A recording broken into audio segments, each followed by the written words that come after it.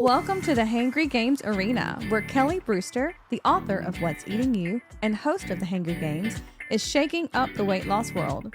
She's providing you with tons of resources and helpful tips to obtain your long-term wellness and weight loss goals once and for all. The Hangry Games is recorded and produced at Open Space Studios. Welcome back, Hangry Game Nation. I am super stoked that we had such an amazing response to last week's first guest speaker podcast. Whoop, whoop, whoop, whoop. Sending a shout out to Christina Kalkaris, our guest speaker last week. Hopefully I didn't butcher it too much as I did last week as far as her last name's concerned. She's an amazing woman who has taken the emotional monster by his nappy hair and has successfully managed her weight loss and wellness journey thus far. Hangry Games Nation, guys, is a community. It really is, folks. And I love to support and cheer each and every one of you guys along this amazing journey called life. So last week was incredible. We talked about family traditions, the blessings and the curses, and I pray that you guys have had just an opportunity to work through some of the takeaways that we talked about last time. You know, it is amazing what we actually carry forward when it comes to family tendencies, not even realizing why or when they were established. We just kind of do them. So quick story here. There was a young woman hosting her very first Christmas, and in the midst of preparing her turkey, she cut the wings and she cut the legs off, and she just stuffed them alongside of that big bird, and it was much to the dismay of her husband. He was just completely befuddled, and when questioning his young bride, obviously, he was very cautious about, why are you preparing the bird this way? She just chirped back and said, well, this is how my grandmother always did it. And so when the family started arriving for the holiday, Grandma strolled in, and of course the young husband was so curious. He couldn't help himself, really. He couldn't. And he asked about the family secret. The grandmother, stunned at first. She was kind of a little confused, like, what is he even talking about at first? And then just started belly laughing. And she said, my dear, I didn't have a big roaster back then for the birds that my husband always brought home. So I had to cut the turkey to fit into the pan. So it's always mind-blowing how traditions are handed down without any forethought as to why we always did it that way. Like, why? Why do we always do it that way? I hope you were able to really take away some of those negative family tendencies and traditions, and maybe found some ways this week just to filter them into, take them out, some of those bad things out of your wellness journey, and then incorporating some of newer, healthier strategies in the process. So today we are going to talk about slips, trips, and pitfalls. So by now you probably have started this particular health journey maybe in the first week or two of the new year, and you're now you're like knee deep into this weight loss experience. And either you've already maybe experienced a slip, or maybe a trip, or maybe you dove headfirst into the first pit that you happened upon, or maybe you are starting to feel kind of the pressure of the day-to-day grind of this new eating plan and the new you. And that's normal, guys. It really is. It's not something that is a surprise, and it's something that hopefully today I'm going to be able to help you to kind of strategize to minimize any damage, okay? So today we're going to talk about what the difference is between a lapse and a relapse in the weight loss journey, discuss some events or activities that can facilitate a slip or a trip, and then finally a few ways to minimize the slips, trips, relapses, really, honestly, whatever you want to call them. I don't care what you call them. We're just trying to get rid of them, right? Okay. So according to the CDC, not that I want to talk a huge amount about them, but anyway, according to the CDC, a lapse is a brief and small slip in your weight loss efforts. One small, vulnerable moment where you may have made a poor choice, possibly didn't get the scheduled workout in this week. This alone does not cause you to regain all the weight back, okay? In fact, some individuals find that if they have a treat meal in the course of their week, it actually shakes up their metabolism and it will default them to a higher burn rate, okay? But that's kind of for another day to talk about, right? So a relapse, on the other hand, is the repeated behavior of a lapse in judgment or choice that without an intervention will snowball into a full-blown vicious cycle of bad choices, and then you're back where you started from, and you kind of likely gained a few hitchhikers along the way. And we all know what that's like. We've been there and we've done that, right? So some categories or activities that can potentiate a slip or a trip may include some of the following. We're going to play along, see if some of these things sound a little familiar to you, okay? Please pass the ding dong. This is our first category. This is where you are in the break room, maybe at your child's school function, and you have this moment of weakness and acquiesce to the donut, the cookie, or yes, even the ding dong. You know, I always got to get the ding dong in there. And it's not that I eat those a lot. I just love the saying. This in and of itself will not derail your wellness and weight loss train. It's really not. But in that moment, you need to identify the insult for what it is, and be proactive with that next meal or snack so you can kind of re-engage yourself, you know?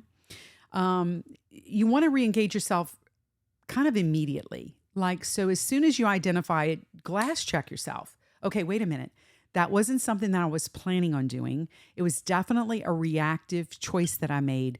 How can I fix this in my next meal or in my next opportunity that I have? Don't beat yourself up, okay? Don't talk smack to yourself, all right? Just identify it and then move on. There's nothing to see here, just to keep walking, nothing to see, okay? But with a good counterattack to avoid an even bigger slip or trip in the near future. So we really want to try to avoid that, right? All right. So here's our next topic. You ready? What happens in Vegas doesn't always stay in Vegas. And that's the vacation moments, all right? So vacations are definitely, they're much needed. They're time to unwind, recharge, and restore from just a hectic and a busy lifestyle, right? We all need them. We all deserve them. It's also time where you kind of start putting your guard down, just enough to land into maybe a major pitfall. And this is one of the biggest things that can make that happen. We actually have a tendency to make many more reactive choices on vacation. We feel that we have earned the opportunity to splurge. Heck, I worked hard. I deserve this treat. And of course, and that one, and yeah, that one too. Does that sound familiar? Maybe you choose a vacation at the beach, and the most laborious thing that you actually do is to haul your beach paraphernalia to the shoreline and set up shop for the day. That's not going to happen for me. I'm not a beach person. I just, I got to be doing something. I can't just lay there and just look at stuff. But anyway, this type of behavior may not be significant during vacation, but could be crucial to your long-term success with your wellness and weight loss journey if you're not able to stop the snowball from flying down the mountain upon return to the real world. Some things to consider here is to have a few splurge meals planned. Like if there's a place that you always go on vacation and there is a restaurant or hotspot that you absolutely love, make that your splurge meal. That's fine. But not every meal, breakfast, lunch, dinner, snacks on vacation need to be splurge meals, right? I mean, they really don't. Another thing is choose a vacation that challenges you physically to a degree. No one wants to come home from vacation and actually needs a vacation just to be able to go back to work again. And I get it. You don't like, a lot of times my family and I, we have this thing where we'll go to Universal probably every 2 or 3 years, and as a family. And I love this vacation, but I'm also the one that is a power walker. I should be on the Olympic team for power walking. We don't have to take the boat. We can walk there. The taxi boat that brings you to the admission center. And they've all about had enough of me after like the first, maybe 24, 48 hours that we're there. Cause we're here next. I know the shortcut. I know every place in this park. So they need a vacation when they come back from vacation on something like that. So obviously you want a challenge physically, but you don't want to wear yourself out either. So just be smart about it. Make some, maybe when you come home from vacation, your prep meals for the week may be more leaner choices that week and not the richer foods that are in some of the prep for weeks that we have. Maybe it is an egg roll in a bowl. Maybe it is the chicken wings. Maybe it's something like that versus maybe chicken cacciatore or the shepherd's pie, so that you are going to maybe pull back the reins a little bit so that you can get rid of any additional weight that you've kind of accumulated during vacation. Our next category is special moments were made for this. Anniversaries, birthdays, graduations. These are just a few of the wonderful occasions that set you up for a great and mighty fall. Look, I get it, and I am not saying you can't enjoy your moment. What I am saying is be smart in the process. I always tell my patients, if you're going to celebrate an occasion, check out the menu online before you go to the restaurant and decide what matters more to you at that time. Is it the entree that I just cannot wait to sink my teeth into, or is it the dessert that I've just been craving for like months? Whatever, if the dessert's what rings your bell, then just that's fine. But make a better, healthier choice with your entree so that you can go all out with the dessert. Does that kind of make sense? Okay, good. All right, our next category. I feel like, yes, it's like a game show host. And we're back. Back in the saddle we are. As you are listening to this podcast right now, if you have started your weight loss journey and you're about 8 to 12 weeks in, you have hopefully seen a decrease in your weight or even your pant size. And you maybe started to slip into this comfort zone, much like the friend zone without the friend benefits. You have a treat meal, but now you're kind of having those treat meals a little more frequently, maybe than you should. Maybe you start slipping more on those refined carbohydrates, and then you've kind of incorporated a few of those back into your eating plan. Maybe you've started slacking a little with your exercise regimen. This is an easy one to do. It really is. Or maybe you've had a few emotional drawbacks here and there.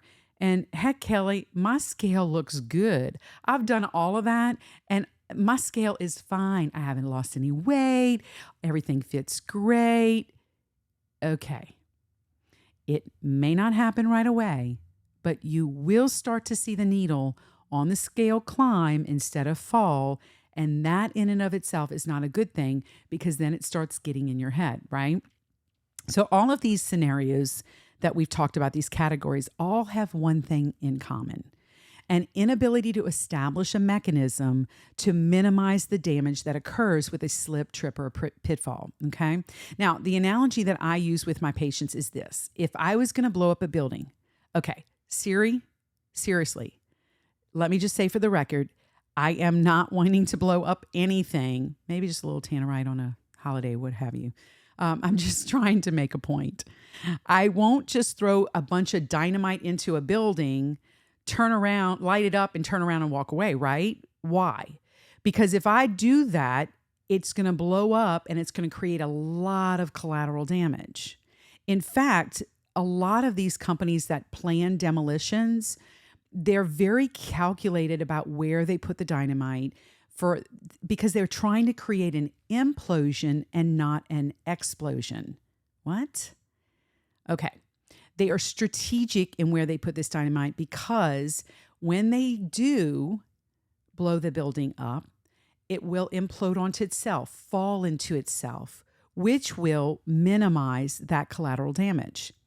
That's kind of what we're trying to do with planning around the anniversary, or maybe incorporating a treat meal or two during vacation, not every meal, or proactively planning the meal after the ding-dong fiasco, right? Let's face it. When you put those mechanisms in place, you recognize the slip, trip, and pitfall for what it is, and then you're just putting measures in to minimize that derailment of your weight loss journey for the long haul, right? Now, studies show that people who lose weight and keep it off, and those that gain it all back, have the same number of slips, trips, and pitfalls. That is mind-boggling. So think about it. The person who sticks with the diet and the person who doesn't, or the eating plan, had the same amount of slips, trips, and pitfalls. So what's the difference? We're going to get there. Essentially, 99% of people on healthy eating plans will have a lapse or a slip up during their journey. It's what they do after that determines their continued success or can either define their relapse or, in this case, regain. Think of it like this. When you first learned to ride a bike, initially you fell, right? I mean, you didn't just jump on it and like, peace, I'm out, you fell, and maybe a lot. But what happened when you fell? Okay, yeah, of course, maybe you cried, you had a pity party, you had mom mend your little wounds and stuff. But what did you do? What did you ultimately do when you fell? You got back on. When you have a slip, trip, or pitfall, it is important to identify it early on and get back on that eating plan as soon as you're able to. Most important thing when this occurs is to first identify it for what it is and just take control of the situation. Plain and simple. And I made this comment. It's a little equation that I put in the What's Eating You book. I refer to an equation that I developed over time that I talk to my patients about very often. Simply put, proactive planning leads to less reactive choices and it minimizes bad habits. Now, the flip side of that coin is less proactive planning leads to more reactive choices and can result in the development of bad habits. And that's where that relapse comes back in. So let's summarize. Meet Sally. Sally and her husband went on an anniversary cruise that was all-inclusive. Yes, that does mean the food. That's a high-risk eating situation. Sally didn't plan on how she would maintain her weight loss plan. No plan for Sally, okay? Sally decides to just wing it and fly by the seat of her pants, and shoot, Sally deserves a little celebration. Heck, they've been married almost 30 years. Come on, man. Came home from the cruise with a 4-pound weight gain. It's a small lapse. No big deal, right? Sally gets aggravated with the weight gain that she's got. She holds a pity party for one, heads over to the convenience store for an icy and chips after work, because if she can't have a little fun, what is the use in all of this anyway? Negative, reactive choices. Sally regained her 20 pounds of initial weight loss that she had and added an additional 5 more hitchhikers in the interim. The moral of the story is, don't be like Sally. Okay? Don't be like Sally. So how do I prevent from becoming Sally? Good question. Break the cycle. Again, you got to recognize what it is. It's a slip, trip, or pitfall, and then you have to take control of the situation at that moment. Maybe even a timeout, like just step back. Okay, what am I doing here? I know this is not the right choice, but what can I put in place proactively moving forward to just make this a lapse? Again, if you keep making lapses, just so you know, that is a relapse. You can't work around the system, okay? Prepare proactively the next time. Learn from the mistake, get back on the bicycle as soon as possible, and then try it again. And this means that you may need a mechanism in place just to reduce the chance of that lapse. And we talked about that timeout of sorts, just something that makes your brain have like kind of a wake-up call, like, Kelly, you keep doing this. Why are you doing it? Something, a 10-second timeout. You know what? I'm going to step away and I'll come back. Do I really still want this? Those are kind of things that can maybe help you to make that either better choice at that time, or you may even avoid making that reactive decision altogether. Another really good thing is having an accountability partner. This is so important, and your selection of this person is even more important. Why? You want someone that will be honest with you, help you, but not create a negative environment that can kind of send you tail spinning again, So I want somebody honest. I want somebody that's going to also encourage me. I don't want a negative nanny. I just want Nellie. I just want somebody in the middle of the road that's going to be honest, that's going to give me positive feedback when I need it. And you know what? Give me the glass check when I need that too, The other thing you can do is actually visualize your positive results. When you're at that moment of temptation, what have you been looking forward to doing? Maybe it's fitting into that cute black dress, that CBD. Maybe it's running a half marathon. All right, remember, Kelly never runs. I hate it, folks. Being able to maybe actively play with your kids or even your grandkids. Working toward looking smoking hot for maybe that upcoming reunion or even your trip that's coming up. Anything that you are looking forward to looking forward to, I should say, can become a motivator to avoid the slip, trip, and pitfall. Now, what I will say is, and I want to say this as a side note, I don't want that to become your primary motivator for weight loss, though. Okay. Like, oh, my goal is that I want to look great for my 30-year reunion. No. Because when that happens, you're actually setting your pitfall up right behind that reunion. So what does that look like? Okay, I did everything I could. I was like militant when it came to my eating plan. And then all of a sudden, I have the reunion. I get many compliments. Things are great. But what do? Celebrate. I know I can't sing, but you know what I'm saying. So you kind of get off the wagon. Well, getting back on at that time is far harder to do. So visualize what that looks like in your mind. And when you need to draw on that image, immediately you draw on that image when you're faced with the obstacle. Okay. So if it is that CBD, that cute black dress, then keep that visual in your head so that when you see that donut, when you see that cookie, when you see that what? Ding dong. When you see it, immediately think about that positive that you're kind of wanting to lean into. Know your kryptonite, people. If ice cream is your kryptonite, don't get a job scooping it for other people every day. No, don't do it. Baskin Robbins don't need you that bad, okay? Everyone has their own kryptonite. Find it so you can avoid the vulnerable reactive choices that can lead to bad habits. So it takes, I cannot believe it. It's takeaway time already. Oh my gosh. I'm like, every time I do this, I'm like, God, it just flew by so fast. It really does. So what do I want you to do? I want you to identify those times that are most vulnerable for you to make those reactive choices, and what can be substituted during those times. With eating, what can you substitute where you can create maybe a better outcome versus that reactive choice? With exercise, what do? I can be honest with you. At one point I was doing it, and I talked about this, I think, in the first podcast. I was going to a place to exercise twice a week. Well, it's very easy to talk yourself out of something for me, okay? And it may be easier for somebody else to actually go somewhere. But for me, it wasn't until COVID that I realized that I preferred working out at home. Well, for me to go somewhere for 2 days of the week after I'm finished with clinic and seeing patients, and all I really want to do is go home.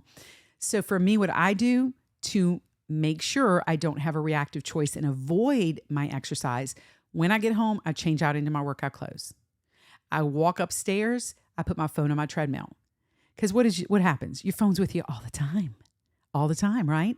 So if my phone's on my treadmill, what I'm going to do? Hop on my treadmill. So just think about things like that and how those things can actually work in your favor. And how and what do you implement to minimize those lapses and to maybe even avoid relapses altogether? The other thing is try to identify a few opportunities this week where a tempting treat was standing between you and your goals and you made the right choice.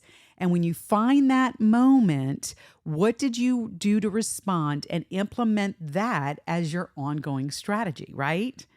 I absolutely love spending time with you guys. As always, check out prepforit.com for new recipes. We had a lot of reception about our I think it was the chili verde. We have another recipe coming up soon. We just had a blast with this previous guest speaker that we had. And with that being said, in the next few weeks, I am stoked to have a super awesome treat for you guys. I am going to be having 2 guest speakers hanging out with the Hangry Game Nation, and I cannot wait to spill the beans on who is going to be with us. But until next time, I want you to have an awesome week. Remember, don't be like Sally, unless Sally is rocking her weight loss game, right? Her game, right? If she is, then be like Sally, okay? And remember to lay the flavor, people. We're out. Have a great week.